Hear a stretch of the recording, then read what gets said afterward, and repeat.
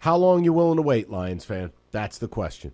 David, some ticket text. We can get to the people. And again, I understand it's Lions heavy. I want to get to Michigan State football stuff. We will.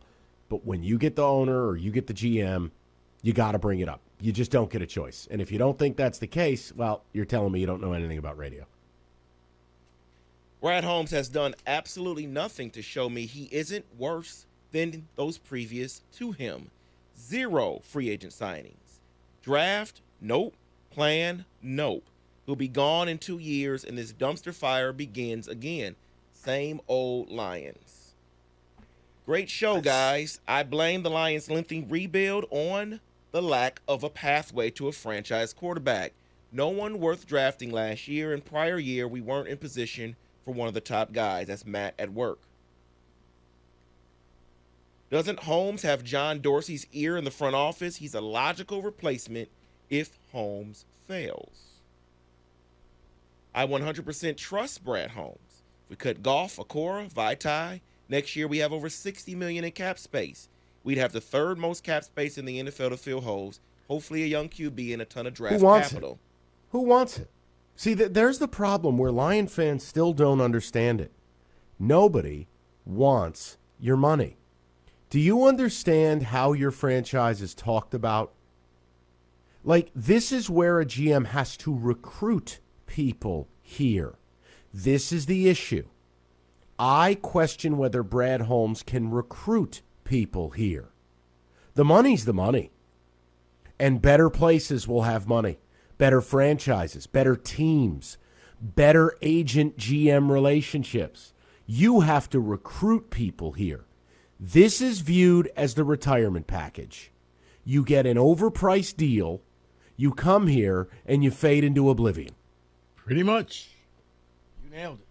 So everyone touching themselves about your cap space, I'd be very careful, because this guy hasn't shown an ability to recruit anybody here.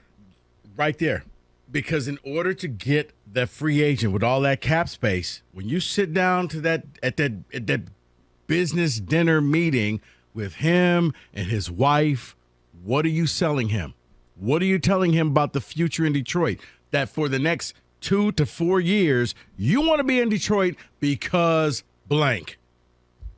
There's nothing but blank stares. Great Conies. Hey, have you had Detroit-style pizza? The Motown Museum. Right, the Motown Museum. You see this spot right there? That's where the district is going. I mean, there's nothing to sell them on.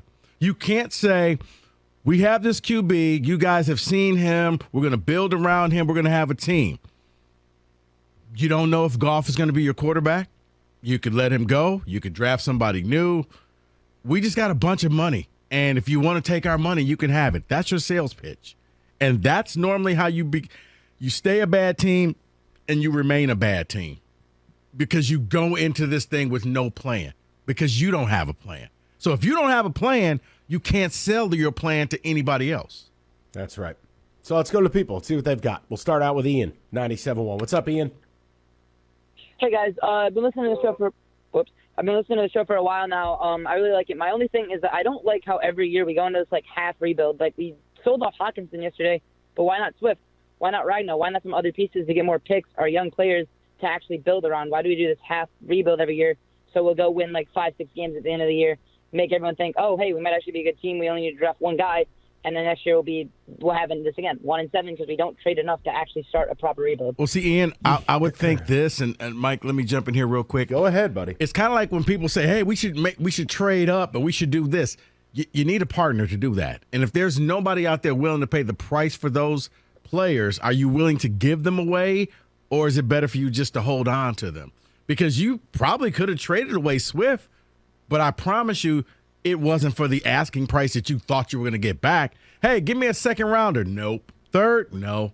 What about a fourth? No. $250 and a drawbreaker? No. Yeah. So, yeah, you just had to end up. Hockenson was the only one that I think that they were actually able to get somebody to take a bite on that. Well, and the other issue is, what are we talking about when you're trading the only good players you have? Like, you have to build, Ian. But, So I mean, think about I this, agree with Ian. you there. I do agree with you. It's just like when we have players that give us just enough wins to not go get that star piece or give free agents anywhere to go, it's like we never truly start over, so there's no. Yeah, but hold real on. starting. Here's the problem. Ian, no disrespect, you just picked number 2 in the draft. The year prior, you picked number 7. You've got 2 extra first-round picks. And if I've got to listen to Lion fans, not you, buddy, I'm saying if I got to listen to Lion fans tell me they got the most cap space on planet Earth, and we know we're drafting a rookie quarterback, then why did it matter what you had to pay Hockenson in 2 years? Or Mike, and you know, a friend of mine just brought this to my attention. Maybe they go the other route. With all the cap space, they are players for that next big quarterback. And the problem is the agent will never allow it. You have to, Rico, I'm not mad at you saying it, but there is no, for instance, Kyler Murray asks out of Arizona. I think it's likely. First of all, nobody here wants him. But second of all, if Kyler Murray, there will be suitors, plural. His agent will do everything in his power to say we are not going to Detroit. It's not happening. No, Detroit will be nothing but a bargaining chip. The Lions will offer this. Please match it. Which is why, even though Deshaun Watson is a total scumbag and creepazoid, if you wanted to get a quarterback, maybe that was your only shot because he needed you more than you needed him. That's how he ended up in Cleveland. They guaranteed $230 million, or he was going to guarantee, I will not greenlight the trade. You guys have got to get a grip on reality here. No. And the more you lose, the harder it is to get this turned around. So for all of you people sitting here playing with your Laffy Taffy, thinking you can go 2-15 this year and bring Campbell back and it'll all be sweet, you don't get it. Yeah, because I don't see Kyler Murray or Lamar Jackson wanting to come to a team has openly said through the owner, we're a teardown. So if you're Lamar, are you better leaving Baltimore? Just franchise me. If you're Kyler Murray, you know what? Give me the playbook. I'll study it. Don't send me to Detroit. I promise you, I'll do my 20 hours. I will. 248-539-9797. We'll get more of the calls. We got on the board, another winner last night. Lots to do. And I do want to talk about the college football playoff rankings. Michigan exactly where Rico had him. I'm sure you'll line up to apologize to him.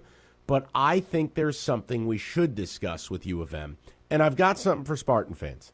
Because if you think I don't like U of M fans, I got to be honest, you're really rising up my hatred rankings.